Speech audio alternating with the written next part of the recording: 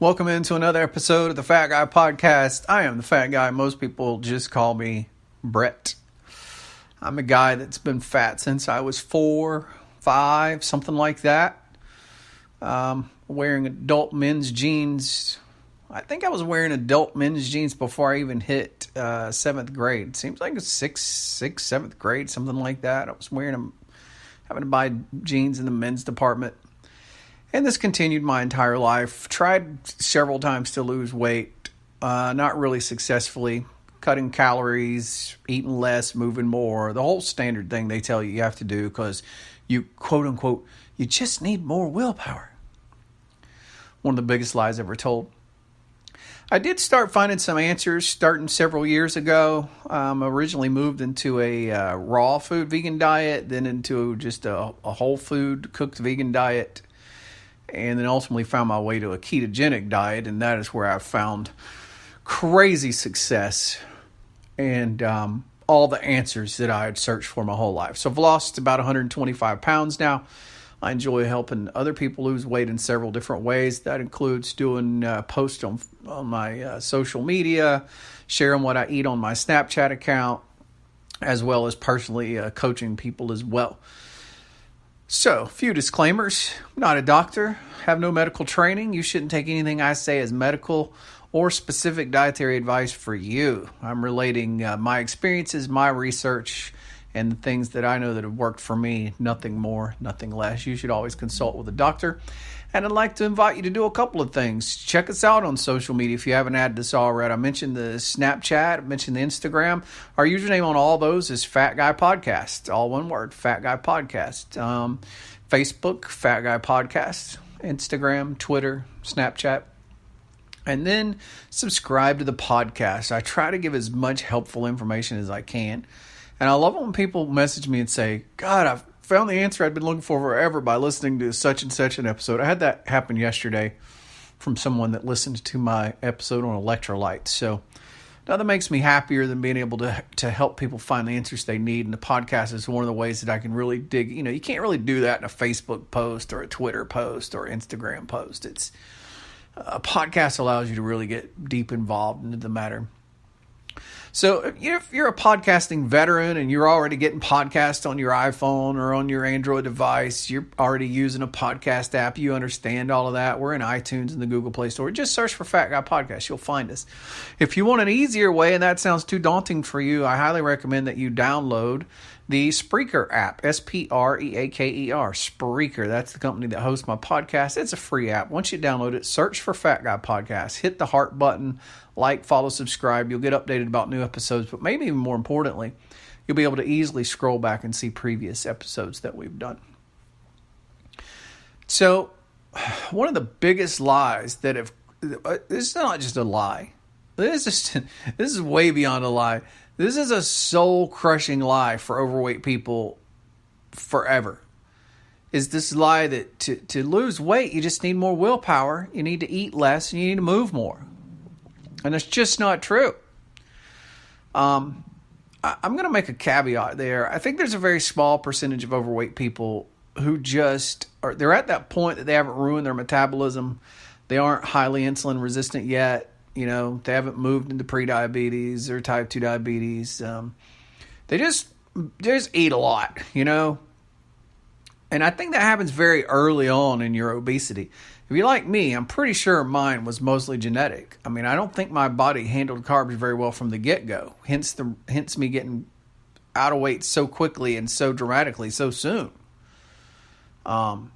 You know, it's for most people, it's something that builds up over time. This insulin resistance comes from, you know, the overexposure to too many carbs over a lifetime. And I should probably clarify with processed carbs. I don't think you're going to get insulin resistance from eating tons of greens.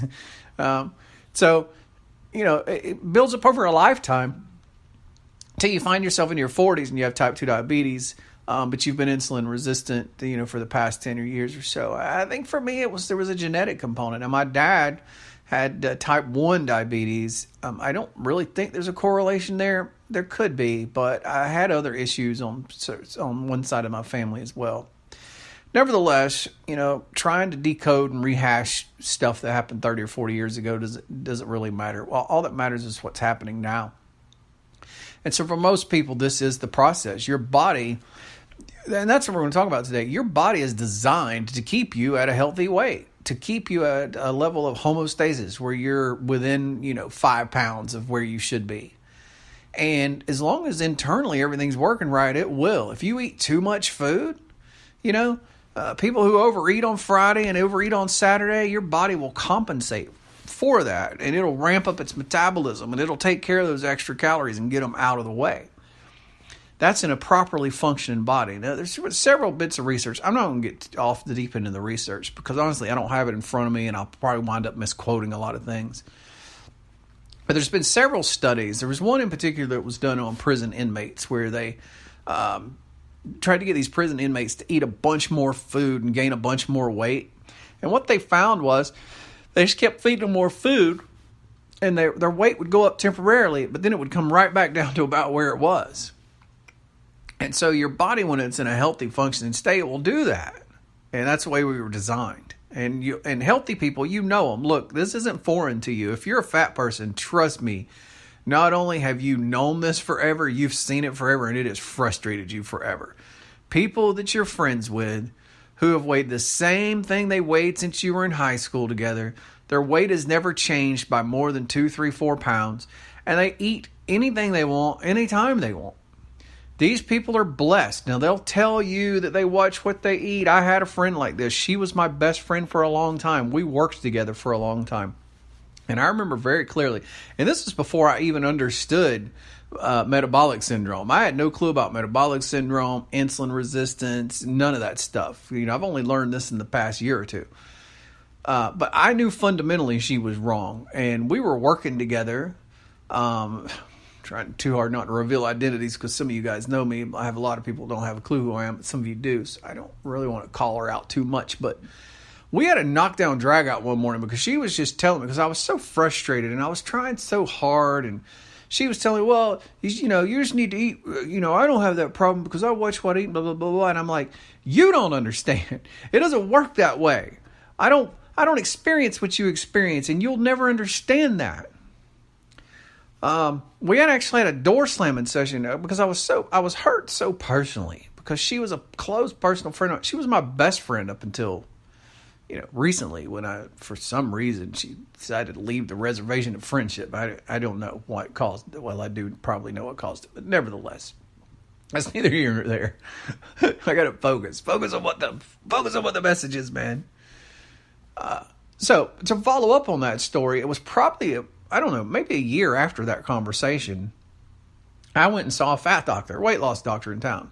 And he started putting me on things like Phenermine and Bontril. And I remember that the day after I started Phenermine, we had this thing that was job related where we would go to a lunch and meet with other people. And I remember going to lunch that day, eating very little food and not being hungry. And then I remember that afternoon forgetting to eat. And I remember having a conversation with her like 2 days later going, this is insane. This must be what you feel like. I've never felt this before. I've never gone where I forgot a meal. I never went where I ate part of my meal and was full. Like, none of this has ever happened to me before. This must be what you feel like. This must be what a normal person feels like every day. And at that moment, I knew more than I had ever known that there was a difference. It wasn't just willpower. I knew there was something wrong with me, but I could never find any research to substantiate it. There was research floated out there that there was a gene, a quote-unquote fat gene, but it was very vague, and it didn't matter anyway because there was nothing they could do about it. But for the most, 99.9% of everything you heard it was just it was a calories thing. Calories in, calories out. You're taking in too many calories. You just need to eat less, and you need to move more, and that's the answer. And by God, it's not the answer. And there's never been anything more liberating in my life. And I never got this till I started keto. When I started keto and I experienced several weeks into keto, I experienced that exact same phenomenon that I had experienced on Phenermine and Bontril, these pills that nearly killed me, by the way. I developed AFib from taking them and I stopped taking them. I experienced this same phenomenon. I forgot to eat. I would eat part of a meal and get full rather quickly and then stop. I would feel satiated and I would just stop eating. And it was the most mind-blowing thing in my life. And I remember that day very clearly. Like, I'd already lost weight on keto and I was figuring keto out and I was really enjoying it for the most part. But I was not fully sold on this being 100% the solution until that day happened. When that day happened where I forgot to eat, and then that meal happened where I felt full way before I was done eating, and I didn't keep going, I was like, poof, this is it. This is the magic potion. This is the solution. Everything I've ever been told was a lie, and it was so mind-blowing to me. So, look, I know you're listening to this right now, and I don't know your name, I don't know who you are, but you're listening right now, and you're so identifying to this. You're like, yes, God, yes. Nobody knows how hard I've tried. I've been told that I was a tub of lard and a fat ass and lazy and disgusting, and I know that that's not me. I know I'm not lazy. I know that I have willpower. I know that just about anything I put my mind to, I accomplish it because I'm that kind of person. And the only place that has never worked is with weight. I know that you're listening to this going, that's me. And so look, keto is the way to fix that. I'm 100% sure if that's you, that you have anything ranging from mild to moderate, probably at least moderate insulin resistance, all the way up to your pre-diabetic or you have type 2 diabetes. There's just no doubt about it in my mind. And so keto is the way to fix it. So let's talk a little bit about reducing calories and what your body does. So we talked about that homeostasis, and your body has a set point, and it wherever it gets and it feels comfortable, it's going to try to keep you there. Now, when you have a dysregulated metabolism like I have and you have probably if you're listening to this, the weight keeps going up, and then you keep new higher set points keep happening because your body just can't fix it because you have so much metabolic dysregulation that the systems that control that don't work right. And so for you, it doesn't work, but in a normal person, it does. The parts of it that do work, though, that always work, is this ability to lower metabolism. So when your insulin isn't working right and you have constantly elevated levels of insulin, and so this fat storage hormone, it does a lot of things, but for the purposes of this conversation, I'm going to call it a fat storage hormone. When it stays elevated and your body is constantly being signaled to store fat and not burn it, raising or lowering your metabolism has very little effect on weight loss, and it can temporarily for a period of time. And you probably know this. You probably restricted your calories, and you might have started walking every day. You might have started doing a treadmill every day or stair stepper or whatever. And you lost 10 pounds, then 20, then maybe 30, maybe 40. And depending on how overweight you are, you can get to those points. I found for me it was always in the 30 to 40 pound range. And then the wall would happen. The wall would happen and everything that I had strived for would break down and collapse. And I would gain that 30 or 40 back and then another 10. And what was happening is your body, in an effort to maintain a set point, tracks your calorie input. So you've lowered your calorie input. And so for 2 or 3 days, your body may be fine with it. It's a temporary thing. After a week and a half or something, your body's like, this ain't right. We're just not getting enough calories. And so to compensate, your body will lower its metabolism. It will lower how many calories it burns in a day. You have a resting metabolism. It's called your resting metabolic rate. This is the amount of calories that your body burns in a day if you don't do anything but lay in a bed and not move all day. Okay? Your body's going to burn a certain amount of calories. Your body is smart. It'll start lowering that. It'll actually start shunning energy from certain systems and prioritizing it to other systems so that it can use less energy because it feels something is wrong. Your body is convinced something is wrong. And so 2 weeks in, this starts happening. Your metabolism is lowering, but you're still probably going to be losing weight in maybe 3, 4 weeks, 5 weeks. But the longer you go, your body's going to continue to lower your metabolism until you hit a point to where you're not going to hit any progress and you're going to be starving all the time. You're going to feel like you could literally take an axe and chop a chunk of the wall out and eat it like a wall sandwich. You have reached the point that your body can't lower its metabolism anymore.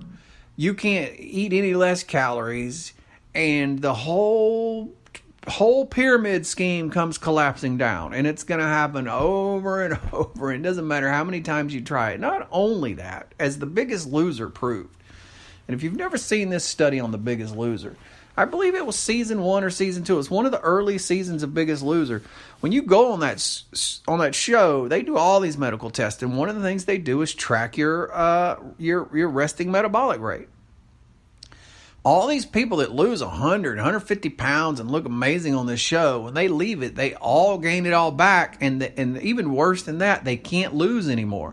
So they followed up, however many, 5, 6, 7, I don't know how many it was, years later, with the group from this one season. All of them had gained weight. I think there was like one that hadn't or something, but all of them had gained weight, and all of them could not get it off, even though most of them had maintained a really high level of exercise and a relatively healthy level of eating. And it didn't matter. They couldn't keep it off. It all came back. And they tested their metabolisms again. And their metabolic rate was so low now that it would be impossible for them to lose weight. I remember reading in the article there was one man, I believe they had tested his metabolic rate, and it was so bad that if he ate more than like 800 calories a day, he would gain weight. That's how much his metabolism was wrecked.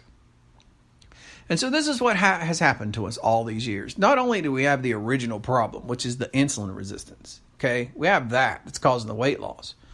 Then in our attempts to fix it, listening to the stories we've been told and the lies and the ignorance that we've been fed about eat less, move more, we've actually damaged our metabolisms and compounded the issue and made it even worse.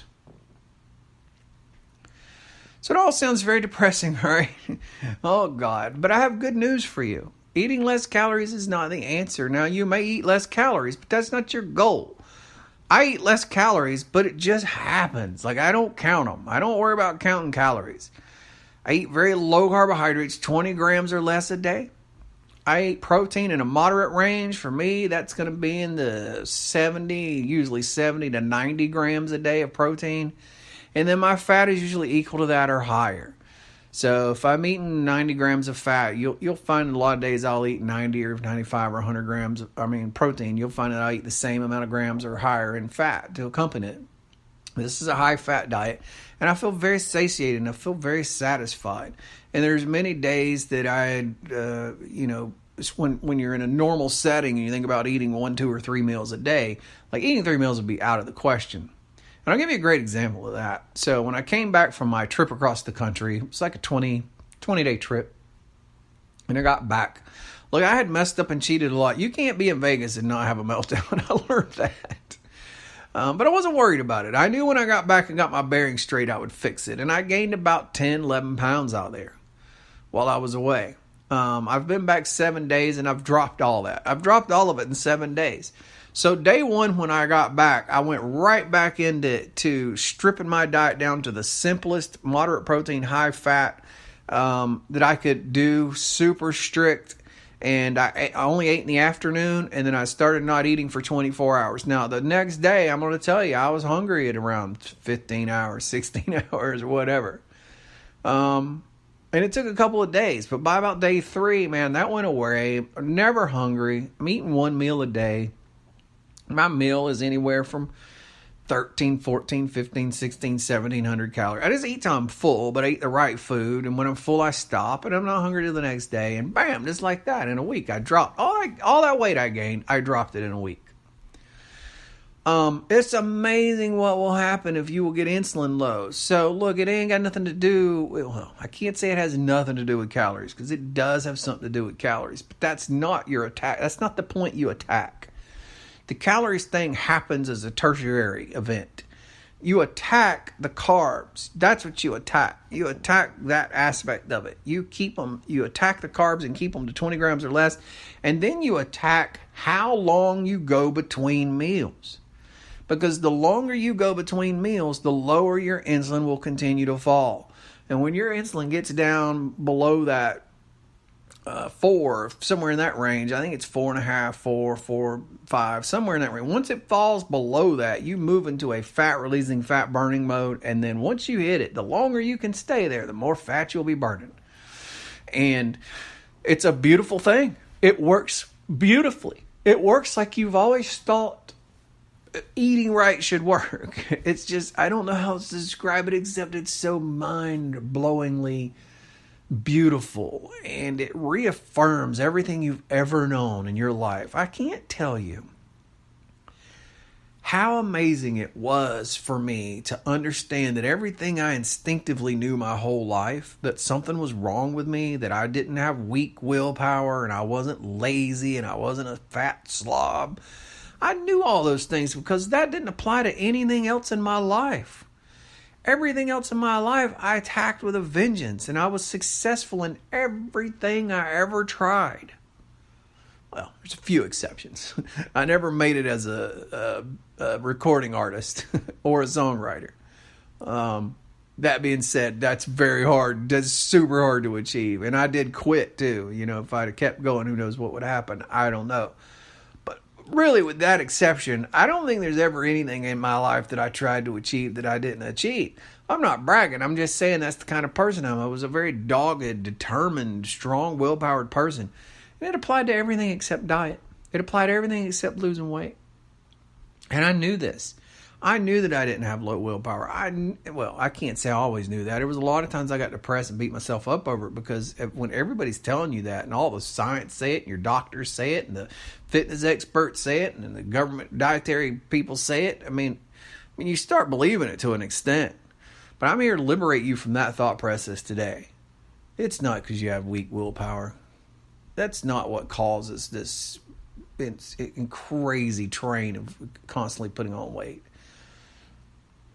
It's metabolic issues. It's insulin resistance. That's what, for 99% of people, that's what it is. So, it's good news for you. Liberate yourself from the bad feelings. You don't have to feel guilty anymore. You don't have to feel like you're a bad person, a lazy person, a poor willpower person. You are a sick person. You're sick. You're sick. There's part of the insides of your body that isn't working right. And, you know, when somebody's kidney stops working, nobody tells them it's because they have bad willpower. Nobody says, if you had better willpower, your kidneys would start working again. You know, when somebody's heart is failing, nobody comes up to them and says, you know, if you just had better willpower and you weren't such a lazy slob, your heart would start working again.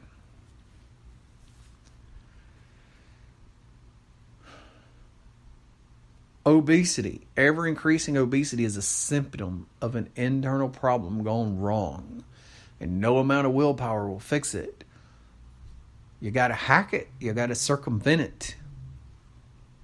Ketogenic diet combined with intermittent fasting or prolonged fasting will do it. Prolonged fasting is by far the most efficient, kick-ass way to lose weight. You know, if you can fast 4 days, 2 times a month, you're going to lose a crazy amount of weight.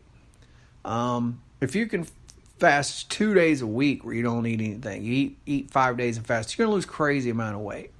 For most people, that's pretty daunting. That's something that you can't hope to achieve. So we start with fixing the carbs, which is just changing what we eat. And then once we get a handle on that, we change when we eat. We start eating within 8 hours a day. That's what I like to tell people. That's where you start. You skip breakfast. You don't ever eat breakfast. You're done with breakfast forever. Forget breakfast. Breakfast is a made-up, man-made, by food companies construct. It never existed before this. Until the Industrial Revolution, breakfast never existed. Nobody talked about eating 3 meals a day. Nobody talked about breakfast being the most important meal of the day. It just didn't exist. It didn't happen. People woke up on their farms. They grabbed a cup of coffee and they got out and busted their ass in the farms until lunch was ready, when Ma would spend it all morning cooking, going out and killing a chicken, defeathering it and plucking it and all this stuff and bringing it back in and cooking it all morning, and going and picking some greens, and then by noon she'd have something ready to eat. And then the man, and I look, this is not sexist, it's just how things used to be. And then the men and the boys and whatever would come in from the farm and they'd eat. And that they would break their fast, but it didn't happen at 6 a.m. Break. No. You stayed in a fasted state. Your body was burning fat all the time. So you skip breakfast. You start eating around lunch. And then you eat a keto lunch. And then you don't eat again until dinner, which is going to be 4, 5, 6, 7 hours later. And then you eat that dinner and then you're done. You don't snack in between. You don't drink drinks that have calories in them. You're not constantly causing your liver to get higher. Your insulin. Your insulin gets higher when you eat lunch. And then it starts falling. And nothing interrupts that until you get to dinner. And then when you get to dinner, you eat again. And you raise your insulin again. And then you stop. And then you're done. And then your insulin begins to fall again. And it falls throughout the rest of the evening. It falls overnight. It continues to stay low all the next morning. All the way back until you get to lunch the next day. And you are a fat burning machine. You are burning fat the way the good Lord intended it. It's just that simple. It's just that simple. It's mind-blowing.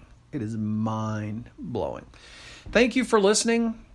I always say this at the end of the podcast, and I'm trying to start saying it at the beginning, but I have so many disclaimers at the beginning, I feel like people get frustrated waiting for the content. But if you have friends that follow you on Twitter, or follow you on Snapchat, or follow you on Facebook, share this to your profile. Share it on your timeline. Tweet it. You know, you don't know whose life you'll change. That's how my life changed. I stumbled across it through social media. And I know you want to change your life. If you've listened this far, you want to change your life.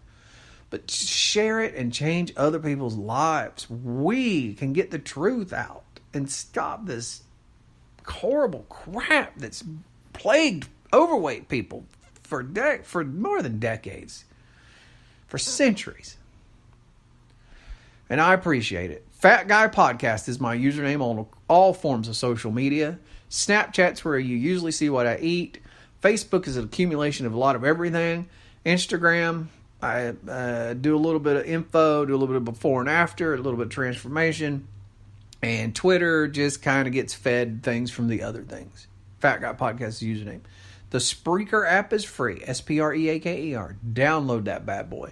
Search for Fat Guy Podcast. Hit that heart button. Like, follow, and subscribe it on there. You'll get notified about new episodes, and you'll be able to scroll back and see previous episodes. If you already do podcasts and you're familiar with that on your iDevice or your Android device, and you already use a podcasting app, that's fine. Just search for Fat Guy Podcast. You could subscribe to us on there. Thank you so much for listening. I hope you have a great day. You can conquer this thing that has conquered you your entire life. I promise you.